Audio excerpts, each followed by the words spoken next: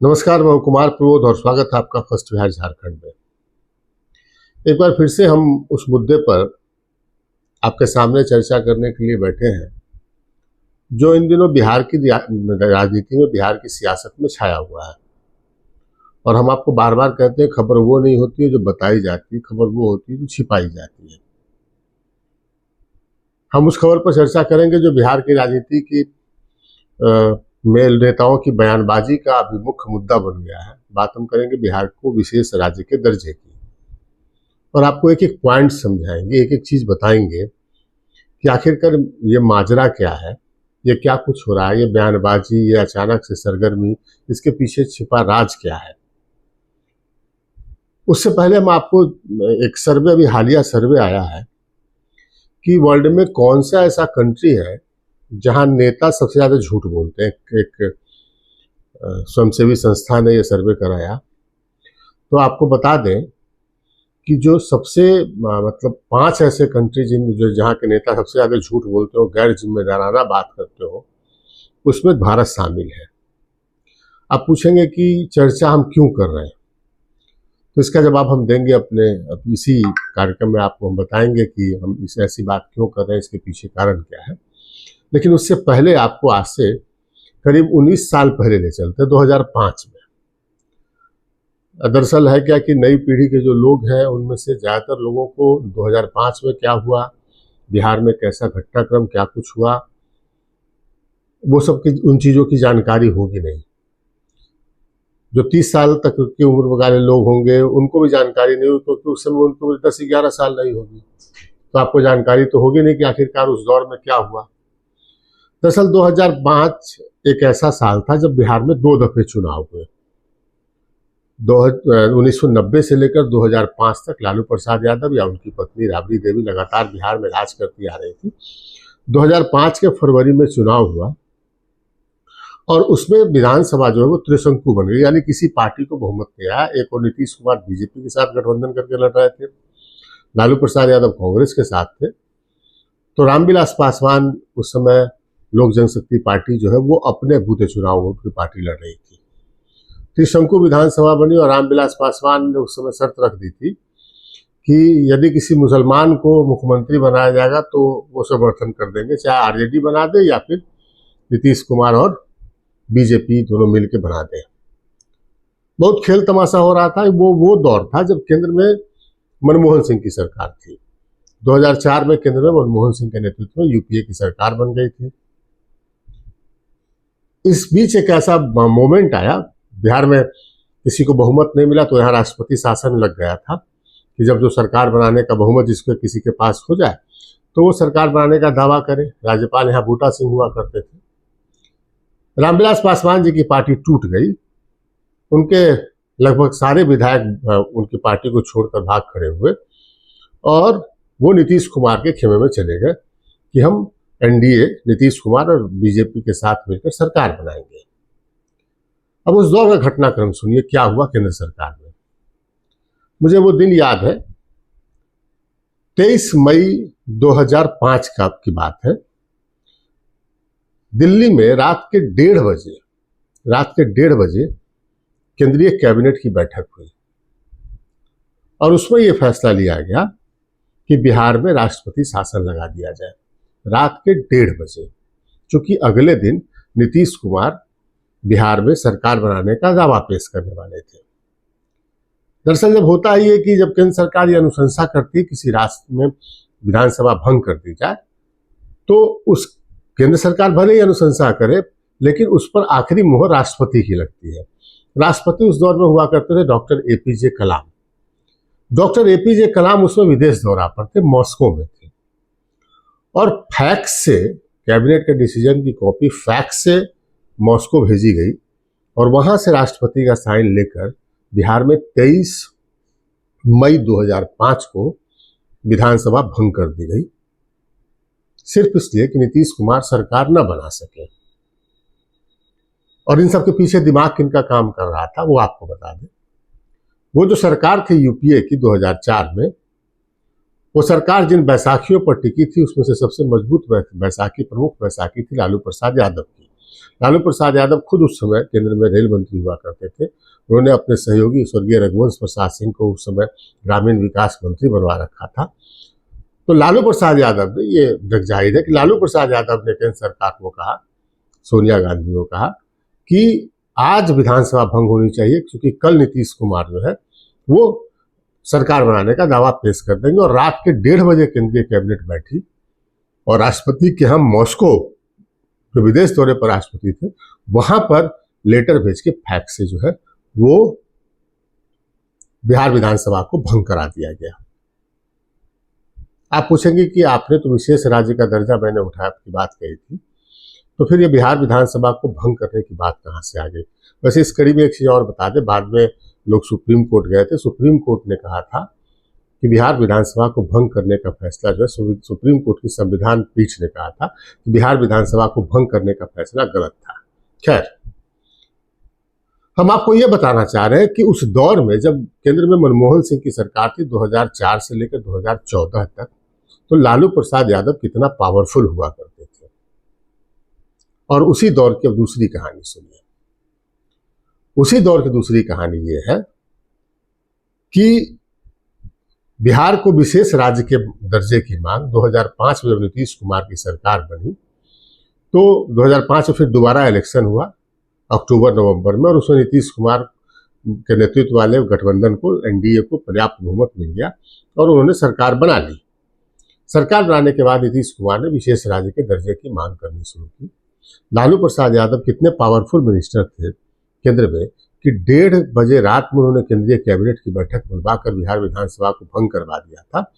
लेकिन बिहार को विशेष राज्य के दर्जे की मांग को जो है उन्होंने सिरे से खारिज एक तरीके से कर दिया, चुप्पी साध ली थी। उस दौर में क्या कुछ हुआ वो सब बताएंगे। लेकिन आज लालू प्रसाद यादव ने कहा बिहार को विशेष राज्य का दर्जा हम दिलवा के रहेंगे।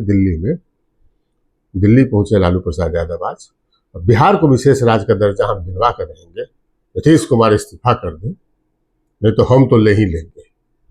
2004 से 2014 तक बिहार की आर्थिक स्थिति सबसे बदतर थी और लालू प्रसाद यादव केंद्र में सबसे पावरफुल मिनिस्टर थे। उस समय में केंद्र सरकार ने, मनमोहन सिंह की केंद्र सरकार ने क्या क्या खेल किया, आप उसको जान के हैरान रह जाएंगे। हम आपको पूरी तफसील से बात बताएंगे कि विशेष राज्य के प्रोविजन को कैसे उस वक्त में खत्म कर दिया गया जब लालू प्रसाद यादव केंद्र में पावरफुल हुआ करते थे। कांग्रेस के नेतृत्व वाली सरकार थी और उस दौर में बिहार को विशेष राज्य के दर्जे की सारी संभावनाओं को खत्म कर दिया गया। लेकिन आज क्या हो रहा है? आज लालू प्रसाद यादव ने मीडिया के सामने बयान दिया। उनकी पार्टी के मेंबर हैं मनोज झा, राज्यसभा सदस्य हैं, राज्यसभा में उन्होंने विशेष राज्य के दर्जे का मुद्दा उठाया। सुनिए क्या कह रहे हैं मनोज झा। देश की प्रगति का खाका, उसका ब्लूप्रिंट बिहार जैसे राज्यों की प्रगति के बगैर संभव नहीं है। बिहार श्रम आपूर्ति के राज्य के टैग से निकलना चाहता है। ये टैग हमेशा औपनिवेशिक शासन काल से आज तक लगा हुआ है। स्पेशल इकोनॉमिक जोन की बात होती है, 378 पूरे देश में है, 265 ऑपरेशनल है। बिहार में एक भी नहीं है सर, बिहार में एक भी नहीं है। तो मेरी मांग होगी सरकार से कि बिहार को वोटिंग स्टेट सिर्फ मत मानिए, बिहार को विशेष राज्य का दर्जा, जो हमारे उड़ीसा के साथी भी कह रहे हैं, हमारे हैदराबाद आंध्रा के साथी कह रहे हैं, सबसे पुरानी मांग हमारी थी। जब झारखंड बना सर, तो बिहार के हिस्से में धूल, धूप, वर्षा के अलावा कुछ नहीं बचा। हमें भी प्रगति के नियामक पार करने हैं सर, और वो तब तक संभव नहीं है। हमारे कई साथी जो हमारे साथ काम कर चुके हैं, वो ये कहते हैं विशेष राज्य ना दे सको तो विशेष पैकेज दो। सर, विशेष राज्य और विशेष पैकेज के बीच में या नहीं है सर। ये बिहार को या स्वीकार नहीं है। विशेष राज्य भी चाहिए का दर्जा और विशेष पैकेज भी चाहिए। एक चीज कहूंगा सर कि बिहार की प्रगति और विकास के मानदंड की जब चर्चा हो तो बिहार को संवेदना से देखने की जरूरत है। बिहार को सिर्फ चुनाव के वक्त में नहीं सर, अभी 5 स्पेशल इकोनॉमिक जोन मैं आग्रह करूंगा सरकार के सर्वे सर्वा हैं, अध्यक्ष भी हैं। बोधगया, फतुहा, मुजफ्फरपुर, भागलपुर और एक कोसी के क्षेत्र में, लेकिन साथ ही पूरा बिहार, भाजपा के हमारे मित्र भी जानते हैं कि विशेष राज्य का दर्जा और विशेष पैकेज में या नहीं होना है। हमें दोनों चाहिए, संसद में मांगेंगे, सड़क पर मांगेंगे। जय हिंद। तो आपने सुना कि मनोज झा कितनी ज्ञान वाली बातें कर रहे हैं, लेकिन मनोज झा जी का राजनीतिक करियर बहुत लंबा नहीं है। उन्होंने कोई संघर्ष करके राज्यसभा की कुर्सी तक वो नहीं पहुंचे हैं। उनकी खासियत ये रही है कि उनका चेहरा लालू प्रसाद यादव या तेजस्वी प्रसाद यादव को समझ में पसंद आया और इसलिए वो राज्यसभा के सदस्य बन गए। बिहार को लेकर, उनके राज्यसभा सदस्य बनने के पहले तक बिहार को लेकर उनका कोई योगदान नहीं रहा है। दिल्ली के कॉलेज में पढ़ाते हैं और लेकिन अब तो पार्टी की लाइन पर बोल रहे हैं। लेकिन मनोज झा जी, हम जनता के सामने तथ्यों को रखना चाहते हैं कि बिहार को विशेष राज्य के दर्जा देने का प्रावधान पूरी तरीके से तब समाप्त कर दिया गया था जब केंद्र में मनमोहन सिंह की सरकार थी और लालू प्रसाद यादव मोस्ट पावरफुल लोगों में से एक हुआ करते थे। दरअसल नीतीश कुमार 2005 से मांग कर रहे थे। 2010 में एक बार फिर से उन्होंने मांग जोर पकड़ाई कि बिहार को विशेष राज्य का दर्जा देना चाहिए। इस दौरान नीतीश कुमार ने यहां से 1 करोड़ हस्ताक्षर का ज्ञापन केंद्र सरकार को सौंपा। केंद्र सरकार ने तब, मनमोहन सिंह की केंद्र सरकार ने पहले तो एक मंत्रियों की उपसमिति बनाई बिहार को विशेष राज्य का दर्जा देने की मांग करने के लिए, और उस उपसमिति ने सिरे से खारिज कर दिया कि बिहार को विशेष राज्य का दर्जा नहीं दिया जा सकता है। लेकिन ताबूत की आखिरी कील ठोकी गई तब जब 2013 में केंद्र सरकार ने रघुराम राजन के नेतृत्व में, रघुराम राजन अर्थशास्त्री थे, कांग्रेस के बड़े करीबी माने जाते हैं, रिजर्व बैंक के गवर्नर भी रहे, उनके नेतृत्व में एक कमेटी बना दी कि किस राज्य को कैसे मदद देनी चाहिए। रघुराम राजन कमेटी ने अपनी रिपोर्ट दी और रघुराम राजन कमेटी की रिपोर्ट में इस प्रोविजन को ही खत्म करने का सलाह दे दी गई कि किसी राज्य को विशेष राज्य का दर्जा दिया जाए। रघुराम राजन कमेटी ने कहा कि नहीं, अब किसी राज्य को विशेष राज्य का दर्जा नहीं दिया जाना चाहिए और अब राज्यों को केंद्र से मदद कैसे मिले इसका एक फॉर्मूला तैयार कर लेना चाहिए और राज्यों को 4 कैटेगरी में बांट दिया जाना चाहिए। हमारे पास वो कागजात है, वो पेपर है, रघुराम राजन कमेटी की जो है वो रिपोर्ट है, वो रिपोर्ट हमारे पास है। और इस रिपोर्ट में ये कहा गया कि रघुराम राजन कमेटी की रिपोर्ट में कहा गया कि सबसे पिछड़ा, कम पिछड़ा, उन्नत ऐसे राज्यों की श्रेणी बांटी जाए और बिहार को सबसे पिछड़ा राज्यों की श्रेणी में रखा गया। 10 राज्य इसमें थे और कहा गया कि इनको केंद्र खास तौर पर कुछ आर्थिक मदद दे दे। विशेष राज्य के दर्जे के प्रावधान को पूरी तरीके से खत्म कर दिया गया। 2013 में और तत्कालीन केंद्र सरकार, मनमोहन सिंह के नेतृत्व में केंद्र सरकार, पी चिदम्बरम उस समय मंत्री हुआ करते थे, तो लेटर निकाला और रघुराम राजन कमेटी की रिपोर्ट को एडॉप्ट कर लिया, मान लिया। 2013 वो साल था, हम आपको बता दें, वो साल था जब बिहार में बड़ी परिवर्तन हुआ था। नीतीश कुमार जो 2005 से 2013 तक जो है वो बीजेपी के साथ सरकार चलाते आ रहे थे, तो नरेंद्र मोदी के नाम पर बीजेपी से गठबंधन तोड़ लिया था।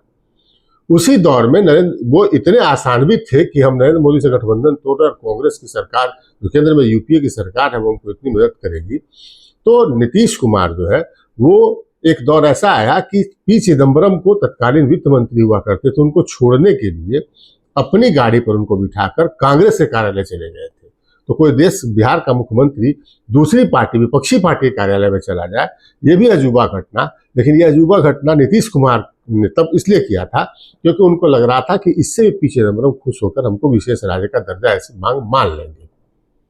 लेकिन केंद्र सरकार में, उस समय केंद्र सरकार ने सबसे पहले उन मंत्रियों के उपसमूह ने, सब कमेटी ने इसको रद्द कर कहा कि नहीं, विशेष राज्य का दर्जा बिहार को नहीं दिया जा सकता है।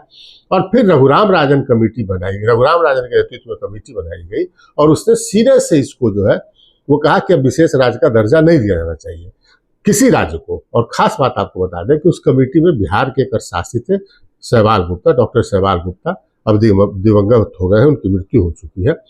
डॉक्टर सहवाल गुप्ता उस कमेटी मेंबर थे और उन्होंने अपने डिसेंट का मतलब अपने विरोध का लंबा चौड़ा नोट लिखा और उन्होंने लिखा कि यह अन्याय किया जा रहा है बिहार जैसे राज्य के लिए, बिहार को काफी नुकसान उठाना पड़ा है कांग्रेस की नीति से। देश में जब आज़ादी के बाद जब कांग्रेस की सरकार बनी और झारखंड जब हमारे साथ था तो हमारे यहाँ कोयला, हमारे यहाँ लोहा, ये सब तमाम जो खनिज पदार्थ हुआ करते थे वो हमारे राज्य में थे। लेकिन केंद्र की उस समय जवाहरलाल नेहरू जी की सरकार ने एक फ्रेट इक्वलाइजेशन की नीति लाई। अब सपोज मान लीजिए कोयला हमारे पास है, बिहार में है, तो कोई भी कोयला बेस्ड इंडस्ट्री लगाएगा, यानी कोई बिजली का घर लगाएगा, कोई थर्मल पावर प्रोजेक्ट लगाएगा, तो वहां लगाएगा जहां पर कोयला जल्दी से मिल जाए, उसको परिवहन में कॉस्ट जो है ज्यादा ना पड़े। लेकिन जवाहरलाल नेहरू जी की सरकार ने, तत्कालीन सरकार ने एक नियम बनाया कि अगर कोयला झारखंड में निकल रहा है, बिहार जो उस समय था, अब झारखंड में कह रहे, कोयला बिहार में निकल रहा है, तो कोयले का प्राइस बिहार में भी वही रहेगा और महाराष्ट्र में भी वही रहेगा। मतलब ट्रांसपोर्टेशन जो है वो, उसका खर्च जो है वो नहीं, उसमें जोड़ा नहीं जाएगा। यानी अगर 100 रुपये में कोयला बिहार में मिल रहा है तो किसी इंडस्ट्रीज को 100 रुपये में कोयला गुजरात में मिलेगा और महाराष्ट्र में मिलेगा। इसको नाम दिया गया फ्रेट इक्वलाइजेशन। इस फ्रेट इक्वलाइजेशन ने बिहार में उद्योग लगने के सारे रास्ते को बंद कर दिया था। ये सवाल डॉक्टर सहवाल गुप्ता ने रघुराम राजन कमेटी की अपनी रिपोर्ट में पूरी जोर शोर से अपना डिसेंट का नोट लिखा और कहा कि नहीं, बिहार को विशेष राज्य का दर्जा मिलना चाहिए। कुछ नहीं हुआ। सहवाल गुप्ता, वो पूरी कमेटी थी लंबी चौड़ी और उसमें सहवाल गुप्ता एक मेंबर थे, बाकी मेंबर्स ने बाकायदा आपने बहुमत से यह तय कर लिया कि नहीं, अब किसी को विशेष राज्य का दर्जा मिलेगा नहीं। तो 2012 में कांग्रेस के नेतृत्व वाली मनमोहन सिंह जी के नेतृत्व में चल रही सरकार ने के मंत्रियों के समूह ने विशेष राज्य के प्रोविजन को मानने से इनकार कर दिया। 2013 में रघुराम राजन कमेटी की रिपोर्ट आई और उसने इस प्रोविजन को ही खत्म कर दिया कि किसी राज्य को विशेष राज्य का दर्जा दिया जाएगा। लेकिन अब लालू यादव, और ये वो दौर था जब लालू यादव बिहार के केंद्र सरकार के पिलर हुआ करते थे। हमने घटना सुनाई कैसे रात के 1:30 बजे कैबिनेट की मीटिंग बुलाकर उन्होंने बिहार विधानसभा को भंग करवा दिया था। इतना पावर उनके पास था। तो उस पावर का सदुपयोग उन्होंने, जो बिहार उस समय और पिछड़ा हुआ था, आज तो बिहार, ये हर आदमी जानता है कि बिहार 2005 के बाद बिहार की आर्थिक स्थिति सुधरी है। इसको हम नीतीश कुमार के चाहे विरोधी हो, समर्थक हो उनकी नीतियों के, लेकिन इस बात को मानने में किसी को इनकार नहीं है। कोई नहीं कर सकता कि आर्थिक स्थिति बिहार की सुधरी है। 2005 तक जब तक लालू यादव जी और राबड़ी देवी जी की सरकार थी तो इस राज्य के कर्मचारियों को वेतन के लिए 3 महीने, 6 महीने और 8 महीने तक वेट करना पड़ता था। तो ये तमाम स्थितियां में आज की बिहार की स्थिति सुधरी है। लेकिन जब कांग्रेस के राज में, केंद्र में जब कांग्रेस की सरकार थी, यूपीए की सरकार थी, उस दौर में प्रोविजन को खत्म कर दिया गया। तो नए सिरे से विशेष राज्य के दर्जे की मांग की जा रही है। अब नीतीश कुमार जी को देखिए, हमने लालू यादव जी के मांग और तेजस्वी यादव के मांग के पीछे की सच्चाई आपको बताई कि भाई साहब, जब आपके पास पावर था, जब आप रात में विधानसभा भंग करा सकते थे, तो आप तो बैठे बैठे बिहार को विशेष राज्य का दर्जा दिला देते, क्योंकि आरजेडी ऐसी पार्टी थी जिसके सहारे के बिना केंद्र की मनमोहन सरकार चल नहीं सकती थी। अब नीतीश कुमार जी की बात सोचिए। नीतीश कुमार 2000 जब भी कांग्रेस के शासन 14 में कांग्रेस का शासन समाप्त हुआ, नरेंद्र मोदी का राज आया, तो उस दौर में नीतीश कुमार बीजेपी से अलग थे, लेकिन 2017 में बीजेपी के साथ गए और 17 से लेकर 22 तक बीजेपी के साथ रहे। 2020 का चुनाव लड़ा, 19 का चुनाव लड़ा। आपने कभी उनको विशेष राज्य के दर्जे के मांग पर जोर देते देखा? नहीं। अब जो नई सरकार बनी, आपने शुरुआती दिन में भी देखा होगा कि विशेष राज्य के दर्जे की मांग पर कोई जोर जो है नहीं दिया गया। लेकिन अचानक से अब सियासी समीकरण बदला है और कल जब संसद सत्र चलाने को लेकर सभी पार्टियों के नेताओं की बैठक हो रही थी, तो जेडीयू के जो कार्यकारी अध्यक्ष हैं संजय कुमार झा, उन्होंने वहां पर मांग रख दी कि बिहार को विशेष राज्य का दर्जा दिया जाना चाहिए। अभी ऐसी बात हो गई कि हसुआ के ब्याह में आप खुरपी का गीत गा रहे हैं। बैठक इसलिए हो रही थी, सर्वदलीय बैठक, कि संसद सही तरीके से चले, बजट सत्र है, संसद सही तरीके से चले, लेकिन वहां पर मांग कर दी गई विशेष राज्य को दर्जा देने की। उसके लिए बिहार सरकार अगर गंभीर है तो उसके लिए प्रधानमंत्री से जाके ज्ञापन दे, वित्त मंत्री, केंद्रीय वित्त मंत्री को जाकर ज्ञापन दे। सर्वदलीय बैठक का यह मुद्दा नहीं हो सकता है। वहां कुछ इन पॉइंट्स पर चर्चा होनी नहीं है, लेकिन मुद्दे को गर्म करना है जेडीयू को। दरअसल जेडीयू में बेचैनी होने लगी है। जेडीयू भी बेचैन है, इसलिए बेचैन है क्योंकि केंद्र सरकार ने जो है काफी ताजे तरीके से लगाम कसी है। तो जेडीयू को उन लगाम से निकलने का रास्ता क्या सूझ रहा है? वो ये सूझ रहा है कि केंद्र सरकार की घेराबंदी की जाए। और जेडीयू, हम आपको बता दें, अभी थोड़ा प्रायर होगा कहना, लेकिन जेडीयू जो नजर आ रही है वो दो खेमों में बढ़ चुकी है। उनके अंदर की राजनीति जो है वो तेज होती जा रही है। जैसे उदाहरण के लिए आपको बताएं कि आपने ललन सिंह जो केंद्र में मंत्री हैं, दो मंत्रालय के मंत्री हैं जेडीयू की ओर से, एकमात्र कैबिनेट मंत्री, आपने ललन सिंह जी को सुना है कभी विशेष राज्य के दर्जे की बात करते हुए? केंद्रीय मंत्रिमंडल में जेडीयू के आधिकारिक प्रतिनिधि कौन है? संजय नहीं है, नीतीश कुमार भी नहीं है। आधिकारिक प्रतिनिधि कौन है? ललन सिंह, जो केंद्रीय कैबिनेट की बैठक में बैठते हैं। केंद्र सरकार की दो प्रमुख कैबिनेट कमेटियों के मेंबर हैं। नीति आयोग के सदस्य हैं, जो नीति आयोग ये तय करती है किस तरीके से किस राज्य को कितना मदद देना है। तो ललन सिंह ने एक बार भी, आपने सुनी बात कि ललन सिंह ने जो है वो मांग उठाई हो विशेष राज्य के दर्जे की? हाँ, आज लोकसभा में जेडीयू के सांसद है रामप्रीत मंडल, उन्होंने क्वेश्चन पूछा था कि बिहार को विशेष राज्य का दर्जा जो है वो क्यों नहीं मिल रहा, दिया जाना चाहिए। तो वहां पर केंद्रीय वित्त राज्य मंत्री जो है उन्होंने जवाब दिया, पंकज चौधरी ने, कि नहीं, विशेष राज्य का दर्जा नहीं दिया जा सकता क्योंकि इसका प्रोविजन खत्म कर दिया गया है। और ये यूपीए सरकार जब हुआ करती थी उसी समय ये प्रोविजन खत्म कर दिया गया है। तो कुल मिलाकर राजनीति क्या हो रही है? मैंने कहा आपको शुरू में कि एक स्वयंसेवी संगठन, इंटरनेशनल ऑर्गेनाइजेशन ने सर्वे कराया कि किस देश के नेता सबसे ज्यादा गैर जिम्मेदाराना और गलत बात, झूठ बात बोलते हैं। तो उसमें जो सबसे 5 जो प्रमुख देश है उसमें से एक भारत है, कोई और बड़ा देश नहीं है उसमें शामिल, जहां पर आप कुछ भी बोल दीजिए, क्योंकि आपको मालूम होता है कि सामने जिसको हम सुना रहे हैं उसकी यादाश्त कमजोर होती है, वो 2 साल बाद उस बात को भूल जाता है। तो हमने आपको याद दिलाया कि जब लालू प्रसाद यादव जी सर्वशक्तिमान हुआ करते थे उस समय उनको विशेष राज्य के दर्जे की मांग क्यों नहीं याद आई, जब एक इशारे पर केंद्र की, अगर वो लालू जी इतने पावरफुल थे 2004 से 2009 के बीच कि अगर एक बार ये तय कर लेते कि नहीं, अगर आप विशेष राज्य का दर्जा नहीं दीजिएगा तो हम समर्थन वापस ले लेंगे, तो सरकार मनमोहन सिंह की गिर जाती, बहुमत उनके पास नहीं था। तो उस समय लालू प्रसाद यादव ने एक दफे भी ये नहीं कहा कि बिहार को विशेष राज्य का दर्जा मिलना चाहिए। 2009 से 2014 तक फिर मनमोहन सिंह जी की सरकार थी, उस समय भी नहीं कहा कि विशेष राज्य का दर्जा मिलना चाहिए। उस समय लालू प्रसाद यादव ने एक बार कहा था, धमकी ऐलान किया था, हालांकि उस पर अमल नहीं किया, कि हम मनमोहन सिंह की सरकार से समर्थन वापस ले लेंगे। लेकिन वो मुद्दा क्या था? वो मुद्दा था महिला आरक्षण का मुद्दा।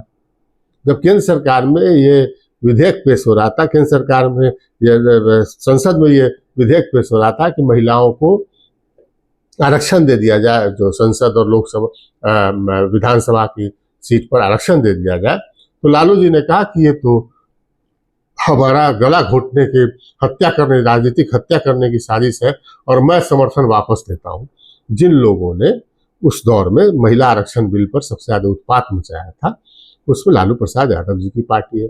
उनके एक सांसद जो है अभी चुन के फिर से गए, सुरेंद्र प्रसाद यादव नाम उनका, वो जहानाबाद से सांसद है अभी, उस दौर में भी जहानाबाद से सांसद हुआ करते थे। वो गए दौड़ते हुए और उन्होंने हाथ से, मंत्री के हाथ से कागज छीन के संसद के भीतर और फाड़ के फेंक दिया था। शरद यादव उस समय स्वर्गीय हो गए, उन्होंने कहा था कि हम जो है जहर खा लेंगे। तीन नेताओं ने उसका जमकर विरोध किया था महिला आरक्षण बिल का उस दौर में, लालू प्रसाद यादव, शरद यादव और मुलायम सिंह यादव। लालू प्रसाद यादव ने तो कहा था कि हम समर्थन वापस ले रहे हैं सरकार से, लेकिन हालांकि समर्थन वापसी की बात जो है वो हवाई बात साबित हुई, समर्थन उन्होंने वापस लिया नहीं। तो बिहार को विशेष राज्य के दर्जे पर लालू जी ने एक बार भी समर्थन वापसी का दावा किया था, ऐलान किया था, धमकी दी थी? नहीं। तो ये तमाम नेता जो है वो अब कह रहे हैं कि हम समर्थन वापस ले लेंगे। और मजेदार देखिए, उनके नेता, लालू जी के नेता है मनोज झा। उनका जो कुल मिलाकर जो उनका सियासत, उनकी सियासत है वो 2018 से है। बिहार से कोई वास्ता उनका रहा नहीं है, बिहार में कोई राजनीति की नहीं है। दिल्ली के कॉलेज में प्रोफेसर हैं। किन गुणों के कारण उनको बना दिया गया वो जानते होंगे। बोलते अच्छा है, ये बात जरूर है, लेकिन एक भी लाठी कभी नहीं खाया होगा बिहार के लिए। एक दिन का कोई संघर्ष बिहार के लिए नहीं है उनका। उनका चूंकि प्रोफेसर है तो बोलने अच्छा आता है, तो उनको आज सुन रहे थे मुट्ठी ठाने हुए, गला भींच के बोलते हुए। मुझे लगा मुझे मेरे जैसे आदमी, मैं तो भ्रम में पड़ गया। मुझे लगा बाप रे, इतना डेडिकेशन बिहार को विशेष राज्य के दर्जे के लिए। लेकिन जब मुझे पूरी पुरानी कहानी याद आई तो लालू प्रसाद यादव, नीतीश कुमार, सबके चेहरों पर से नकाब जो उतरता हुआ दिखाई पड़ा। लगा कि ऊपर से लालू जी ने बोल दिया कि हम तो लेके रहेंगे विशेष राज्य का दर्जा। बिहार के हित में एक भी बिहार के हित में काम लालू प्रसाद यादव जी के राज में नहीं हुआ, आपको हम बता सकते हैं। और बहुत ही लंबी कहानी हो सकती है। लालू प्रसाद यादव जी जब केंद्र में मंत्री थे उस दौर की हम बात कर रहे हैं, और बहुत सारी लंबी कहानी हो सकती है कि क्या क्या कैसे हुआ और कहाँ पुल बनने की बात हो या फिर दूसरी बात हो। अब जैसे बिहार में बड़ा बड़ा आप देखते हैं कि बड़ी बड़ी, जब आप बड़ा प्रोजेक्ट देखते हैं कौन सा, तो सपोज आप देखते होंगे कि गंगा नदी पर पुल। आप देखिए लालू यादव जी के समय जब सरकार थी बिहार में लालू यादव जी की और राबड़ी देवी जी की, तो गंगा नदी पर सिर्फ 3 पुल हुआ करते थे। एक महात्मा गांधी सेतु, उसकी हालत क्या हो गई थी मालूम है कि आपको, मेरे जैसा आदमी भी पूरे दिन तक उस पुल पर फंस चुका है। एक राजेंद्र सेतु जो जमाने पहले अंग्रेजों के जमाने बना हुआ पुल, और एक कहलगांव में भागलपुर पर पुल, माफ करेंगे भागलपुर में कहलगांव पुल, कहलगांव पास पुल जो है वो विक्रमशिला सेतु। और लालू जी अपने केंद्र में मंत्री रहते बिहार में कोई पुल नहीं बनवा पाया गंगा नदी पर। बट पूरा पार्ट गंगा नदी बिहार को जो 2 हिस्सों बांटती, उसका बड़ा इलाका जो है इसमें सफर करता रहा। ये जेपी सेतु आप देख रहे हैं पटना में बना हुआ है, तो ये जेपी सेतु भी नीतीश कुमार जब रेल मंत्री हुआ करते थे उन्होंने तब बनाने का ऐलान किया। और भी जो कोसी का महासेतु जो आप देख रहे हैं कोसी पर, वो भी उसी समय का, उसी दौर की बात है। उस दोनों इलाके, कोसी जो 2 इलाकों में बांटती है, दोनों सांस्कृतिक तौर पर एक रहे हैं, सामाजिक तौर पर एक रहे हैं, लेकिन कोसी नदी के कारण उनके बीच की दूरियां जो है वो सैकड़ों किलोमीटर लंबी हो गई थी। तो तमाम जो उस समय बिहार को मदद मिलने की केंद्र सरकार से बात थी, वो कहीं रत्ती भर नहीं थी। ये सब पुल केंद्र सरकार ने बनाया, जिन पुलों का हम जिक्र कर रहे हैं। और इसका जिक्र इसलिए कर रहे हैं क्योंकि लालू जी को उस समय कोशिश करके बिहार में ये सब पुल, ये प्रोजेक्ट्स बनवाने चाहिए थे, लेकिन ये सब तो हुआ नहीं। अब कह रहे हैं हम लेके रहेंगे, नीतीश कुमार को रिजाइन कर देना चाहिए। नेताओं की बात कितनी सही और कितनी गलत है, ये हमने आपको पूरी कहानी, किस्सा सुनाया। बाकी आप समझदार हैं, हमें दीजिए नमस्कार। 26 वर्षों में 17,000 से अधिक डॉक्टर बना चुका बिहार एवं झारखंड के छात्रों एवं अभिभावकों के बीच सर्वाधिक विश्वसनीय एवं लोकप्रिय संस्थान गोल, नेशंस लीडिंग इंस्टीट्यूट। हमारा विश्वास गोल के साथ।